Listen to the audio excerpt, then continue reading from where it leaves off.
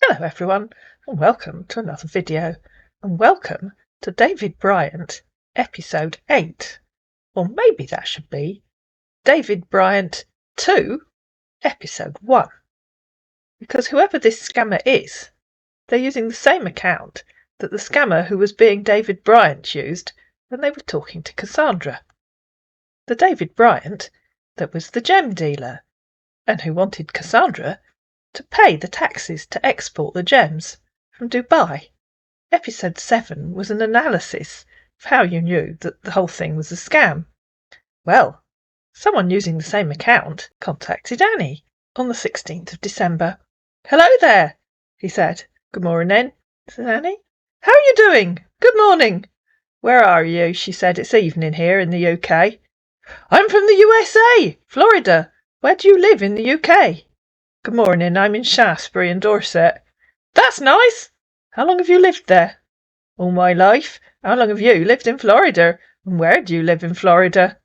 "When I was 12, my mum pasted on. Then my dad and I moved back to the USA. I live in Miami."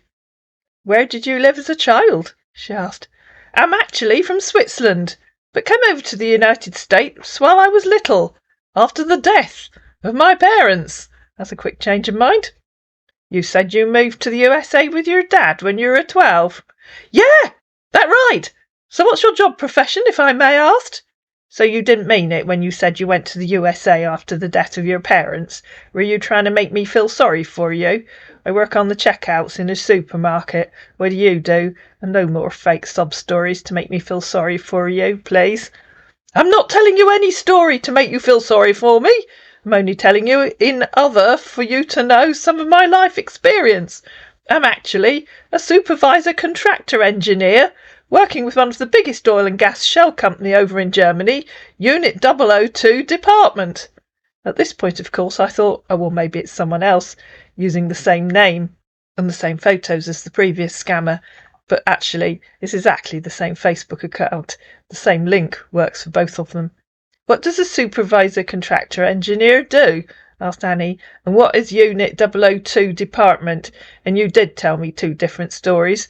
Which one is true, please? You moved to the USA at the age of 12 with your father, or you went to the USA when you were little after your parents died? They can't both be true, can they? So which is real and which one was made up, please?" "Goggle it," he said. "You'll see all you need to know," in reply to her asking what a supervisor contractor engineer does and what is a Unit 002 department. And it never ceases to amaze me how many scammers will tell you to Google their job when you've asked them what they do. One day I've got to try doing that to them, haven't I? And have they any idea how fake and daft that sounds? Because if you're talking to someone and you ask them what their job involves, they'd tell you, wouldn't they? "My parents passed away before coming down to the United States. How many times have I told you this?" he said. "Why should I Google it?" said Annie. "I'm talking to you. Why can't you tell me about your own job?" And in reply to him saying, "How many times have I told you?" she said twice, "And you also told me when I was 12 my mum pasted on, then my dad and I moved back to the USA. How many times have I asked you which is true and which is the lie? I'm assuming that telling me you moved back to the USA with your dad at the age of 12 was the lie. The big question is, why did you tell me that lie if you now say it didn't happen?" "I really don't know how exactly or how come I wrote you such message," said our scammer, smacking his mate firmly round the chops. "But the fact there is that my parents passed before I came over to the state." "OK, so we agree that moving to the USA with your dad at the age of 12 wasn't true. Phew. Now, instead of very rudely telling me to Goggle it, perhaps you'd do me the courtesy of explaining your own job to me. You know, the job that you do. What does a supervisor contractor engineer do? And what is Unit 002 Department? This is what Goggle tells me." And she copied and pasted what she'd found on Google, which apparently was some kind of fantasy game. "So what you're telling me is that you're taking part in a fantasy game." "I said you should Goggle what does a supervisor contractor do, and not what is a unit department. A unit department is just our department policy here in our company, and a contractor rig engineer are those people in supervision production of crude oil and some other mineral resources. So hope you understand the both differences now. OK, so are you saying that only contractors can be supervisors? Wait for it, ladies and gentlemen, because he's about to confirm something that I've long since thought. Depends, he said. Not all. I don't quite understand, said Annie. Depends on what? Or are you saying that if you're a contractor, you are a supervisor? Is that what contractor means? Someone who supervises? Yeah, he said. And I think I've said several times that I think that these scammers believe that being a contractor means being the boss. OK, said Annie, I'm curious, what other mineral resources does a rig extract?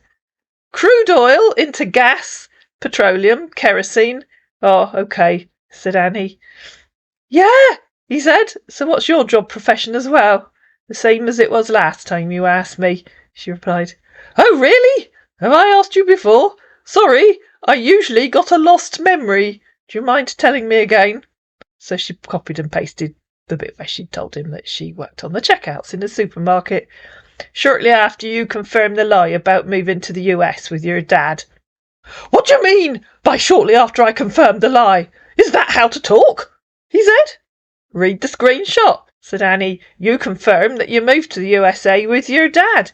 Yeah, that right. Then immediately asked me, so what's your profession? And now you've told me that you definitely didn't move to the US with your dad.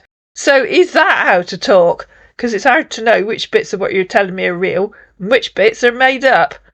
That was a miswrite from my keypad, he said, and I was very sleepy that day I was talking to you. I'm so surprised that I was the one who said that to you. Yeah, well, obviously he wasn't. His mate said it. OK, said Annie. I never moved down to the United States with my dad. They passed on while we were still in Switzerland. OK, said Annie again. I'm sorry for my first story I said to you earlier. It was a mistype, because I was too sleepy on that day, and never knew I mistakenly wrote you such. OK, said Annie for the third time. Let's try something safer. Where are you in Germany? No, Annie, asking them anything geographical is never safer. I'm at the northern part of the sea, he said. What do you mean by the northern part of the sea? The northern part of which sea? Oh no, here we go, ladies and gentlemen. Please sit down. Probably make yourself a cup of tea, but just be careful not to spit it all over the keyboard. The North Sea, Google helpfully informed him, lies between Great Britain, Norway, Denmark, Germany, the Netherlands and Belgium. An eperic sea, which is a term I'd never heard of, on the European continental shelf. It connects to the Atlantic Ocean, to the English Channel in the south, and the Norwegian Sea in the north. I know where the North Sea is, said Annie. That isn't what you said. You said you were in the northern part of the sea. Which sea are you in the northern part of? Oh, and what is an eperic sea? I've never heard of that. That is what I just explained here for you, he said. No, you didn't, said Annie. You told me where the North Sea is. You didn't tell me which sea you are in the northern part of. I'm at the Eperic Sea, he said, thinking it was the name of a sea. What's an Eperic Sea? Asked Annie. Go and make some research about it, he said. How rude, said Annie. Not rude, he said. You told me it's an Eperic Sea. Why can't you tell me what it means? Yes, very rude. I'm only trying to make you do the research yourself, so you can understand properly. You told me it's eperic. A simple explanation would be much more polite. If you really are in the northern part of the North Sea, that puts you somewhere near the North Pole, not Germany. Are you Santa Claus? And in reply to him saying, I'm only trying to make you do the research yourself so you can understand properly, she said, I'm only asking you because you typed it, so you can explain so I understand properly, or you could Google it and copy and paste the answer. I've told you that I'm at the northern part of the sea, which lies between lots of countries, and yet you keep questioning me about it, over and over again. Yeah, because you've told me two different stories, said Annie. That is why I said, go and make your research, so you could understand properly. That you're in the North Sea, and you're in the northern part of the sea. You do know the difference, or are you too stupid? The North Sea and the northern part are both on the lines, he said. Excuse me, he said, in reply to her asking him if he was too stupid. On what lines? She asked. Mind your manners, young lady. If you aren't that stupid, then you do know the difference. So the northern part of the North Sea puts you close to the North Pole, not Germany. OK, story closed, said our man, who had no idea what he was talking about. Please don't ask me about my job. Now, please tell me what an aperic sea is. You said it, so you must know what it is. Go and make your research, if you feel you're not too comfortable with my answers. OK, she said, you're obviously a rude idiot who's nowhere near the sea. Where are you really? You're insane to ever tell me such, he said. ROFL, said Annie. I just looked up aperic sea, following your advice to make my research. I think you should do the same thing. You might learn something. Young lady, he said. And now I have done my research. It's plain that you're nowhere near an aperic or any other sea. Stop making me repeating myself over and over again, he said. Go on, I dare you. Tell me what an aperic sea is. You can do your research. I can't wait to hear your answer. I've told you, and won't repeat myself again, he said. You haven't told me anywhere. Copy and paste what you said. Excuse me, he said. What do you mean, copy and paste? You're excused, said Annie. Copy and paste from where you told me before. Mind the kinds of words you do say on me, young lady, he said. Copy and paste from where you told me before. You know what, he said. I'm done with this conversation. You either switch to something else, or you stay off. You clearly said you'd told me, so do me the courtesy of copying and pasting your answer so I can read it again. You know, like I copied and pasted the bit where you told me you moved to the USA with your dad, because all I can say is you telling me to do my research, which I've done. Enough of all this bullshit, he said. Indeed, said Annie, so just copy and paste the answer you gave me before, please. Please don't piss me off, he said. It isn't hard just to copy and paste what you've already said. You can just screenshot it and paste it. I don't have time for this, said our man, who couldn't find his answer because he hadn't given her one. It would be so much quicker and so much easier than repeatedly being rude to me, she said. Going back to work, said our defeated scammer. It'll take a couple of seconds to copy the answer you gave me before, but you can't because you know you didn't give me an answer. So while you're back at work, do your own research. Maybe you'll realise just how ridiculous that thing you copied and pasted was. And before you go all shock horror I didn't copy and paste, here it is, she said, copying and pasting what she'd found on Google. Goodbye, she added. I'm glad you got in the answer now, and I hope you're okay now, he said. Guess you changed career recently, did you? Said Annie, thinking she'd try and catch him out, because obviously she's a friend of Cassandra. Don't understand what you mean, he said. You stopped gem dealing. Can you send me your number so we can talk more on the phone? Very well, he said. No, I can't. You can talk to me on here. Tired of texting to explain my job to you, he said. So you have stopped gem dealing. You've got to admit it was a big career change, and you haven't told me anything about it, so I don't know how you can be tired of explaining it to me. I'm at the North Sea. The North Sea region is located, wait for it, within Schleswig-Holstein and Lower Saxony states. No, I didn't ask if you're at the North Sea, she said. I asked you where you are on the North Sea, but I guess you're too sick to understand the question. And if you're wondering where she asked him where he was on the North Sea, I actually don't think she did, because he was also talking to Persephone at the same time, and I think I just got confused. Tell me why you changed careers and stopped being a gem dealer. Were you too thick to do that as well? I'm in the North Sea, which lies around Germany, and yet you keep asking me same questions. I'll show you a map in a minute of where the North Sea is, and where Germany is, and where Schleswig-Holstein is. Yes, because I asked you where in the North Sea you are. I know where the North Sea is. You keep not answering the question. I'll assume you're somewhere near the coast of Germany. And before we go any further, here is that map. I've marked the location of Schleswig-Holstein, and you can see that the North Sea runs up the east coast of the UK and then merges into the Norwegian Sea. I'd forgotten about the Norwegian Sea when I was teasing him about being Santa Claus and being near the North Pole. Now tell me why you changed careers. I assume you aren't so thick that you can't remember why. OK, whatever, he said. What kind of reason is that? Asked Annie. I don't get it. What do you mean? Aren't you a friend of my old friend Cassandra? She said. No, not really, he said. Can you kindly send me your WhatsApp number or email address so we can get with each other as friends? That's not an answer, said Annie. Yes or no? No, I'm not, he said. And you couldn't give me an answer on what I asked you. She gave him her email address and said I was waiting for you to answer the question I asked before I answered yours. Okay, he said, I got your email and got you messaged on Google Chat. Please kindly do well by replying me over there. And what question exactly are you talking about, my dear friend?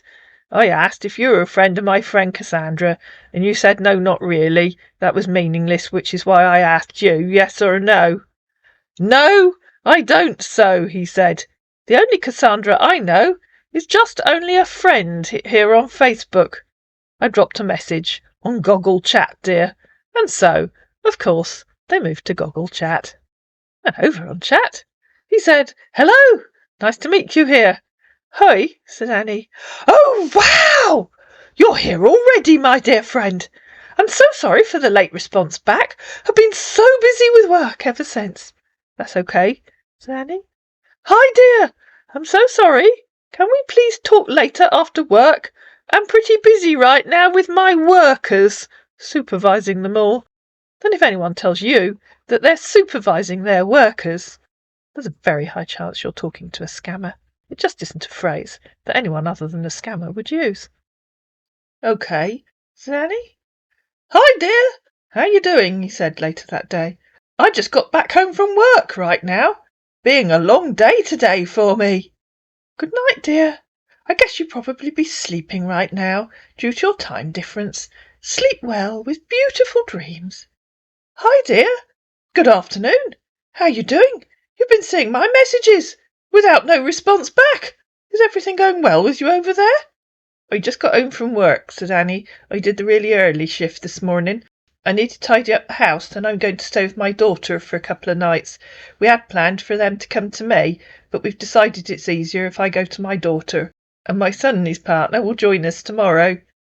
Okay, that would be fun, I guess, he said. Wish I could have a chance like you to celebrate with my daughter, but can't, due to my job. So please kindly send me some pics on your tomorrow activities, he said. Excuse me, said Annie, I'm not kindly sending you photos of our private family Christmas. Oh, take it easy, big girl, he said. I really just want to have a look of it, just like something that would keep my eyes busy. You really don't have to be harsh on me. Well, stop acting like a childish scammer, said Annie. We both know that's what scammers do, try to get their friends to send photos. What? Said our offended childish scammer. Does that mean you are a scammer? Asked Annie. Because of pics? You're giving me all these names? No prob, he said. No, I'm asking you, said Annie. If you weren't a scammer, you wouldn't be offended, would you? You'd just agree that I was right. Acting all offended tells me a different story. Oh, really? Please, I can't stand here for you to insult me, he said. I'm going back to work. Can't listen to all of this craps, said our scammer, who'd just given himself away. Yes, really, said Annie, I'm not insulting you. You're the one that's acting offended. If you aren't a scammer, then you'd have no problem agreeing that asking for photos is what scammers do. I haven't called you anything, have I? Please read what I said. I asked if you are a scammer. I didn't say you are. The fact that you're acting all childish and offended tells me all I need to know. A genuine, mature gentleman would have agreed that is how scammers act, assured me he wasn't one, and apologised for asking. So goodbye. I prefer talking to a mature gentleman with manners. Hello, he said a few hours later. I just got back home from work right now. No, you didn't, said Annie. You wouldn't know what work means if it leapt up and smacked you in the face with a very large wet fish. You're so annoying, he said on Christmas Day. But anyway, I just have to take you like the way you are. Merry Christmas as well. Good night, dear, Sleep well, with beautiful dreams. Merry Christmas! May God shower your life with unlimited blessings on this day. May this Christmas bring love to your heart, bring peace and joy to your home, and Happy New Year in advance. And he sent a photograph of Santa Claus and a Merry Christmas gif, followed by a Merry Christmas movie. Good night, sweetheart. I'm going to bed right now. Today really being a busy, jubilanting one for me. I guess you're still busy all through today. Oh, said Annie. The next day it's you again. How are you doing? He said. Don't you want to talk to me any more? Why would I want to talk to a childish, offended scammer? She asked. What's wrong with you? He said. Why would you say such words to me? You're an asshole. Maybe because you are? She asked. Please get lost, he said. Your wish is my command, said Annie. Get lost, he said. Like I said, said Annie the next day. Your wish is my command, O great one. Okay, he said, if you say so. Finally, he disappeared. The scammer, or scammers, playing David Bryant in this video didn't even come close to the one in the original series. But there's another one to come, episode 9, the same set of scammers as are talking to Annie in this one. I hope you enjoyed this video. If you did, please like it, please share it, please comment down below, please subscribe to my channel, and I'll see you again in episode 9.